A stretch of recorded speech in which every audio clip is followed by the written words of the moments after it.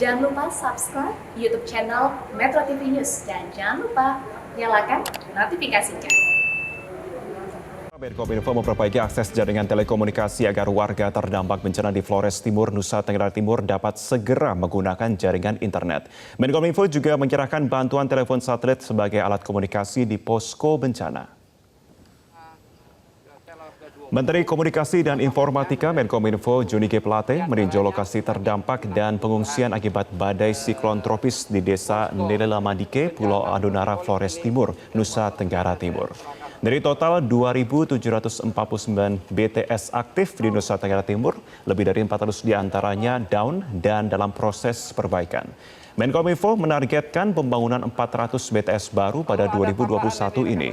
Dalam kunjungannya, Menkominfo memberikan telepon satelit untuk digunakan di posko bencana. Di Provinsi Flores Timur ada bantuan dari keluarga pribadi di Kabupaten Flores Lui.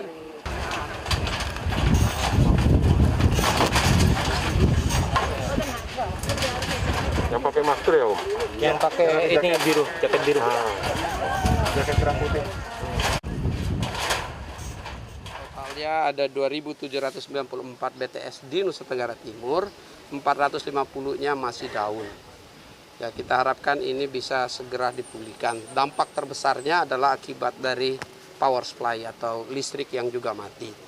Kita sudah coba untuk menggunakan standby power supply genset, tapi itu pun juga belum bisa optimal karena harus tersedia bahan bakar. Kita harapkan ini segera bisa dipulihkan. Menteri Komunikasi dan Informatika Republik Indonesia meninjau langsung lokasi terdampak badai siklon tropis di Pulau Adonara, Flores Timur, Nusa Tenggara Timur. Menkominfo datang untuk melihat bagaimana perbaikan infrastruktur jaringan telekomunikasi dibangun pasca bencana. Selengkapnya kita akan bergabung bersama rekan kami, Febrian Ahmad, langsung dari Desa Nelelamadike, Pulau Adonara, Nusa Tenggara Timur.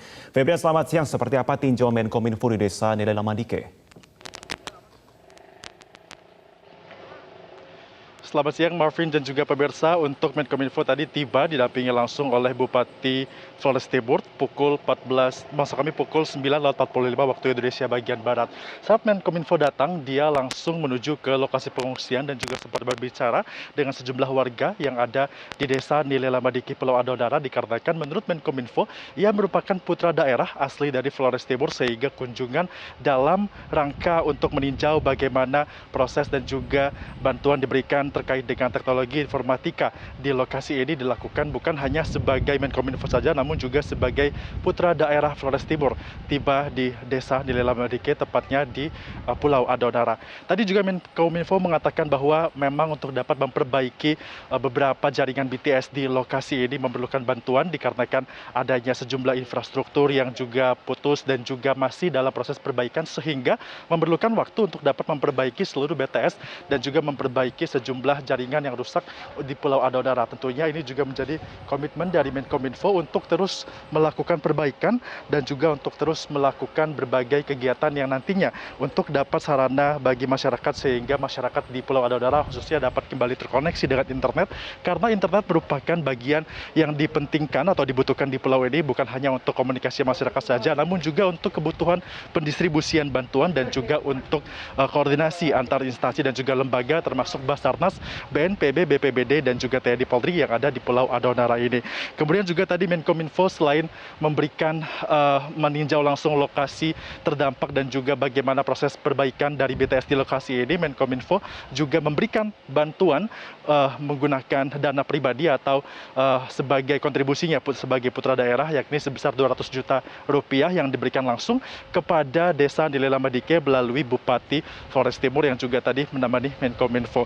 Selain itu juga tadi Menkominfo mengungkapkan bahwa untuk dapat melakukan perbaikan dia juga akan berkoordinasi dengan pihak desa, dikarenakan akan ada relokasi, maka nantinya BTS yang sudah hancur akan kembali dibangun dan juga menyesuaikan dengan relokasi tempat warga yang akan dipindahkan. Ini juga mengingat bahwa memberikan pelayanan ini bukan hanya untuk membangun saja, namun juga memastikan bagaimana pembangunan ini bisa tetap maksimal dan juga dapat digunakan dengan baik oleh warga, termasuk di tempat baru, tempat relokasi warga yang menjadi dampak dari badai siklon tropis di Nusa Tenggara Timur nanti. Marvin. Febrian, selain bantuan dari Menkominfo, apakah bantuan dari pihak lain masih terus berdatangan?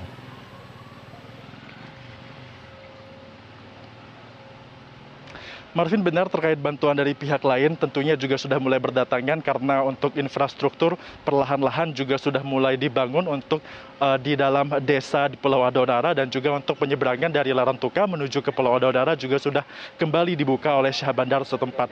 Walaupun demikian tentunya masih ada kendala untuk dapat melakukan pendistribusian bantuan dikarenakan semenjak jalanan yang ada di Pulau Adonara ini perlahan-lahan sudah mulai terkoneksi satu sama lain, bantuan begitu banyak datang sehingga terkadang bantuan ini menumpuk terutama untuk sembako meskipun masih dibutuhkan, namun tentunya saja ini diperlukan koordinasi yang baik dari pihak desa dan juga pihak dari pemberi bantuan bagaimana caranya agar bantuan ini dapat tepat sasaran. Terlebih lagi pengungsian di lokasi di desa di Nilamadike juga masih ada, walaupun demikian ada juga sebagian warga yang memilih untuk mengungsi ke rumah masing-masing, maksudnya ke rumah keluarga masing-masing, sehingga pendistribusian bantuan juga harus tetap dilakukan dengan hati-hati agar tidak terjadi double dan juga tetap tepat sasaran dengan masing-masing korban terdampak dari badai siklon tropis.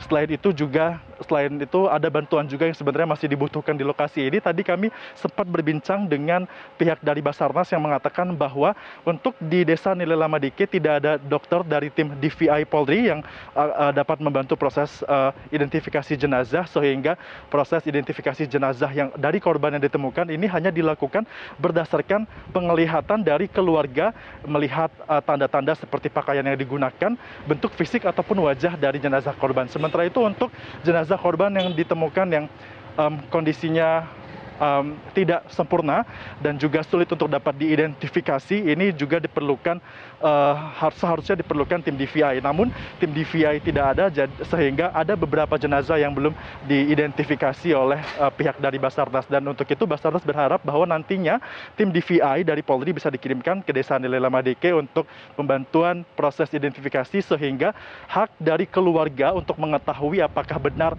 itu merupakan keluarga mereka yang menjadi korban meninggal dunia akibat banjir bandang siklon tropis dapat dipenuhi, dan juga memastikan keluarga untuk dapat memberikan pemakaman dan juga pengurusan pemakaman yang layak bagi para korban banjir bandang siklon tropis di Nusa Tenggara Timur. Untuk sementara demikian Marvin yang dapat kami informasikan kepada Anda, kembali ke studio.